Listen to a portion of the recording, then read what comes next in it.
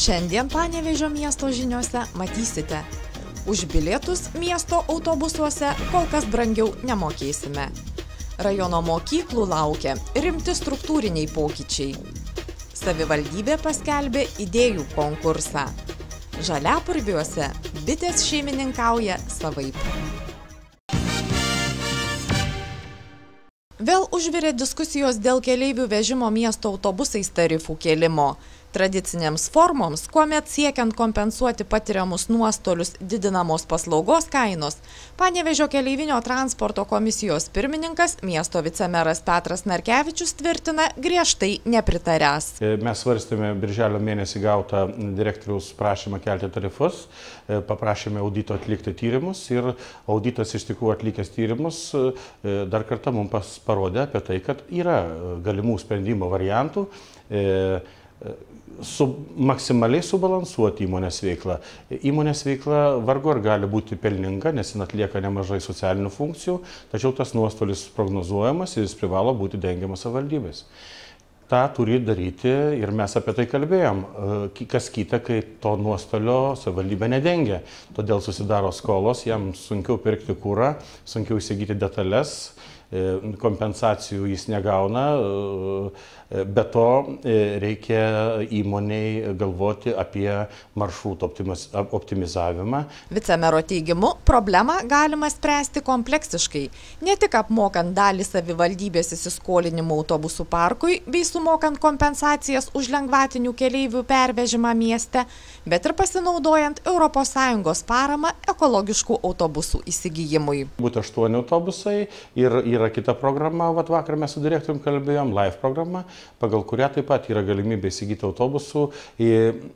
Tikimybė aišku maža, kadangi savivaldybė pinigų neturi, net nemokant nei kiek gali jų būti įsigyta vėlgi apie 8.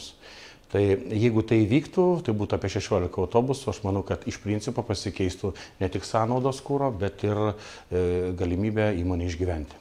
Didinti bet kokias kainas, tarifus ar kelti mokesčius, anot Petro Narkevičiaus, nemoralu ir nežmogiška, nes realiai mūsų žmonių pajamos kol kas nedidėja. Panevėžio rajono švietimo įstaigų vadovai šiandien rinkosi į neeilinį pasitarimą dėl Lietuvos Respublikos švietimo įstatymo įgyvendinimo. Rajono mokyklų ir jų bendruomenių laukia dideli pokyčiai. Pirmiausia, struktūriniai. Pirmiausia, tai labai naujas dokumentas yra dėl mokyklų tinklo optimizavimo, nes mes turėjom bendrai planą pasirengę iki 12 metų.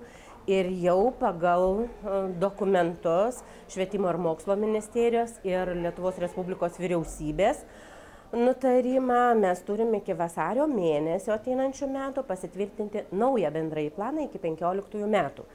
Tai iš tikrųjų susiję su mokyklų reorganizavimu, nesiteisinti tiesiog formos tokios ugdymo institucijų kaip progimnazija.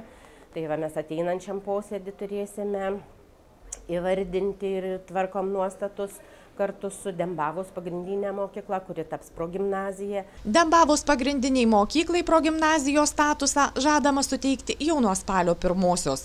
Ji vienintelė iš pretenduojančių tapti tokio tipo įstaigomis atitinka Švietimo ir mokslo ministerijos keliamus reikalavimus. Įvardinus progimnaziją turinčią 8 klases, yra būtinas reikalavimas, kad nebūtų jungtinių klasių, o mūsų rajono mažose mokyklose, pagrindinėse mokyklose, daugelyje jų, sakyčiau, yra jungtinės klasės ir dar yra keletas mokyklų, kaip, sakykime, Linkaučiai, Žibartonis, kur nėra jungtinių klasių, bet kadangi atstumai tokie yra dideli nuo rajono centro ir nuo kitų vidurinių mokyklų didesnė, tai palankiau jas išlaikyti pilnomis 10-metėmis mokyklomis. Pirminė mokyklų tinklo pertvarka, pasak Panevėžio rajono savivaldybės švietimo, kultūros ir sporto skyriaus vyriausiosios švietimo specialistės Skaidrutės Kriukienės, privalo įvykti iki ateinančiųjų metų rugsėjo 1 dienos.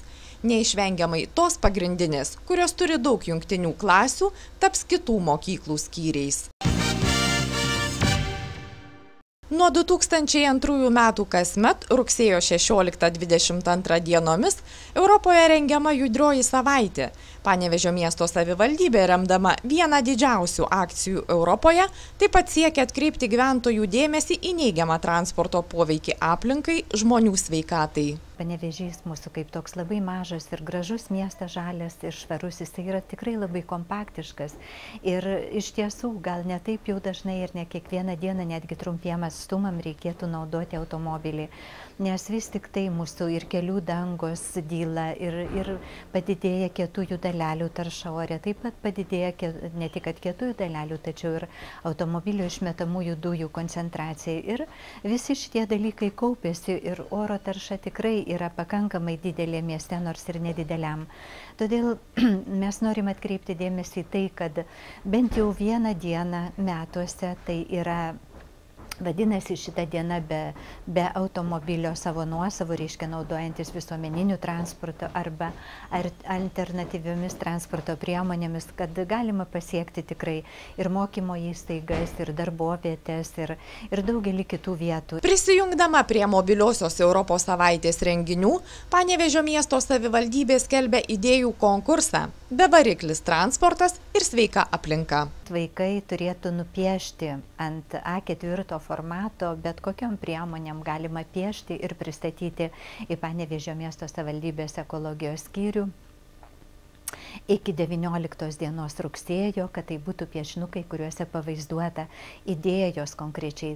Tos idėjos, aišku, jos gali būti pristatytos ir kažkokiu tai maketuku mažiuku, jeigu tam yra būtinybė. Tai nebūtinai, kad vaikai turi sukonstruoti kažką tai tokio, bet gali būti begalės įvairiausių idėjų.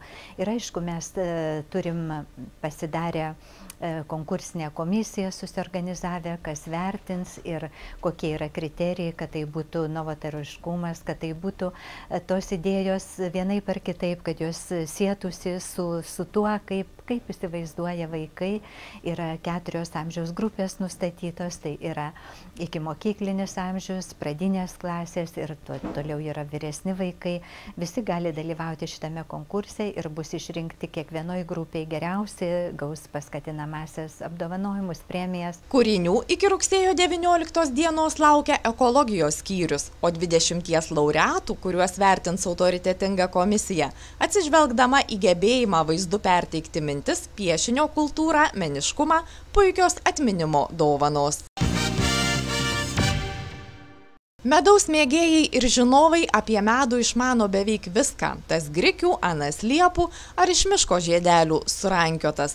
Tačiau bitininkas Steponas Kairys iš Žaliapurvių kaimo gali nustebinti net daug kuo mačiusius. Tas medus ypatingas, jis yra iš ypatingo avilio medus.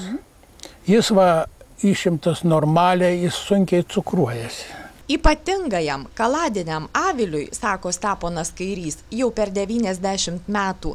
Tai labai vertinga bitininko krikštatėvio dovana. Jame nėra nei rėmų, bitės ten daro korius kaip nori, skersai, išilgai, visaip.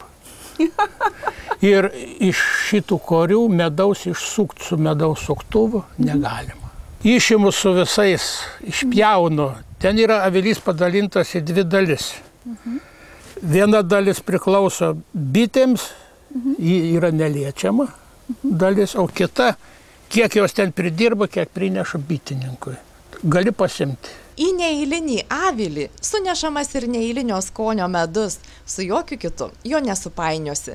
Bitininkas jį laiko išskirtinėms progoms, kad galėtų svečią pamaloninti ar atsitiktinai užsukusį smalsuolį nustebinti.